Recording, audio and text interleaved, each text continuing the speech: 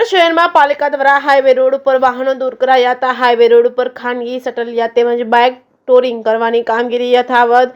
ઈડર શહેરમાં વાહન ટોરિંગની કામગીરી, બીજી તરફ ખાનગી શટલિયા ફૂલ્યા ફાલ્યા। ઈડર પોલીસની રિક્ષા ચાલકો ટ્રાફિકની સમસ્યામાં અડચણરૂપ સામે ખાનગી શટલિયાઓ પોલીસ માટે પડકારરૂપ। ખાનગી શટલિયા સામે પોલીસ દ્વારા દંડનીય કાર્યવાહી કેમ નહીં?